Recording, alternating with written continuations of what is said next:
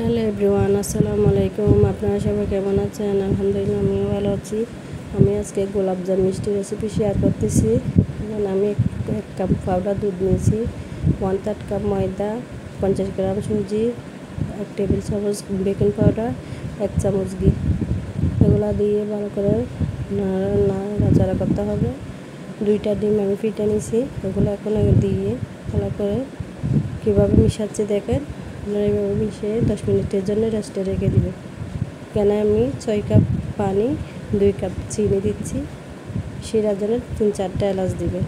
হাতে আমি ঘি লাগাইয়ে এবার এগুলো মিষ্টিগুলো শেপ দিচ্ছি। আপনারা আপনাদের পছন্দ অনুযায়ী শেপ দিতে পারেন।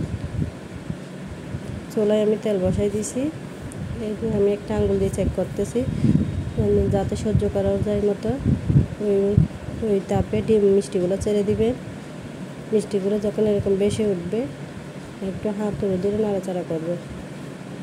দেখেন আমার সুন্দর করে ওগুলো বেশি উঠছে। বেশি ওঠার পর আমি চুলা আঁচ বাড়াই দিয়ে ভালো করে নাড়াচাড়া করতেছি যাতে কালারগুলো সুন্দর হয়। এই যে ভালো করে নাড়াচাড়া করতে হবে।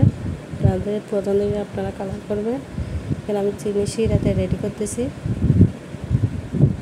চিনিতে যখন বলক চলে আসবে, শিরাগুলো যখন বলক চলে আসবে, এবার আমি মিষ্টিগুলো ছেড়ে দিব। মিষ্টিগুলো কুসুম গরম হতে হবে। মিষ্টিগুলো দিয়ে নেড়ে চেড়ে আমি ঢাকনা দিয়ে ঢেকে দিয়েছি। 10 মিনিট পর উল্টাইয়ে একটু নেড়ে চেড়ে দিয়ে আবার ঢেকে দিয়েছি। চুলার আঁচ একদম লো করে দিছি। এখন নেড়ে চেড়ে দিয়ে আবার ঢেকে দিব।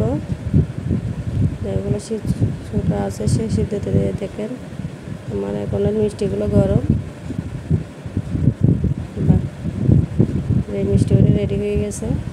দেখেন কত সুন্দর রসালো মিষ্টিগুলো। আপনারা চাইলে এভাবে দুধ পাউডার দিয়েও কোট করতে পারেন। আমি কতগুলো কোট করছি, কতগুলো এমনি রাখছি। আপনারা যেভাবে ইচ্ছে সেইভাবে খেতে পারেন। দেখেন কত সফট হয়েছে মিষ্টিগুলো।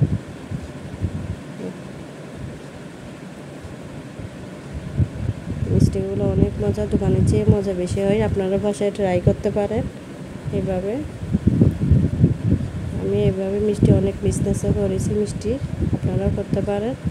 আসসালামু